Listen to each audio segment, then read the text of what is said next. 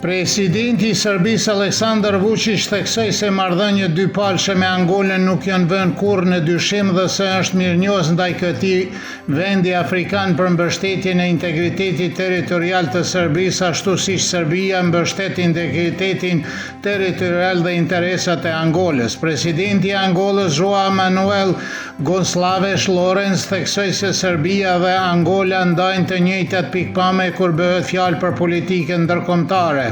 Vučić theksoi në konferencën për shtyp se vizita Gonçalves është një nder i veçantë sepse vizita e parë e presidentit e Angolës në Serbi pas 49 vitesh. Drejtori i zyrës për Kosovë dhe Metohi Petar Petković tha se lista serbe konfirmoi dominimin e saj në komunitetin serb në Kosovë në kushtet e pamundura kur fitoi më shumë se 43.800 vota dhe pothuajse të 10 mandatat e garantuara. Ai shtoi se po funksionon vjedhja e pastër në mënyrë që Albin Kurti të siguron një mandat për Nenad Drashiqin me votat e shqiptarëve. Petković thotë në një mandat serb për Kurtin ja vlen si Floriri sepse në një përfaqësues serb nuk mund të formon qeverinë pa pas ose të miratohen ligje me interes jetësor dhe Rashiqi shërben atij si një imazh i një qeverie shumë etnike dhe asgjë më shumë.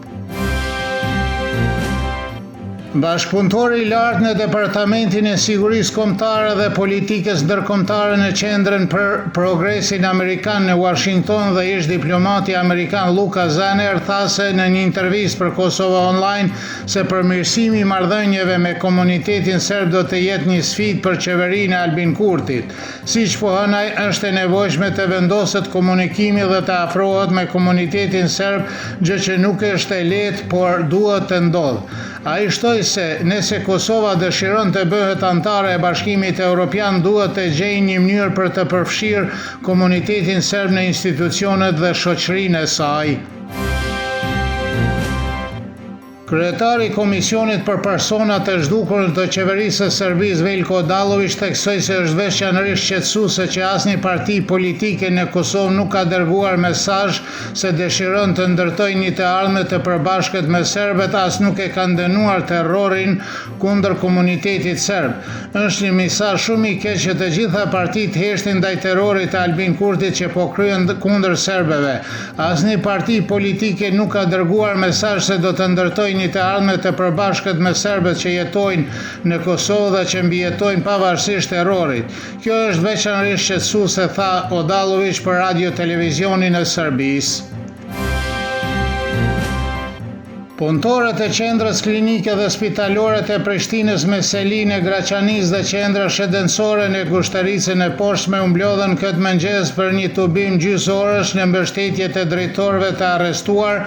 Punëtorët po mblidhen për të 15 ditë dhe thonë se protestat paqësore do të vazhdojnë derisa të lirohen udhëheqësit e këtyre institucioneve. Protestat organizohen çdo ditë në institucionet shëndetësore dhe arsimore në Kosovën qendrore dhe filluan pasi 7 drejtorët u arrestuan më 19 maj. Kryetaria në detyrë e zyrës së Bashkimit Evropian në Kosovë Eva Pallatova shpresës se së shpejti institucionet do të formohen sa më shpejt të jetë e mundur në mënyrë që Kosova të mund të përfitojë nga përfitimit e planit të rritjes, raporton Kosova Press.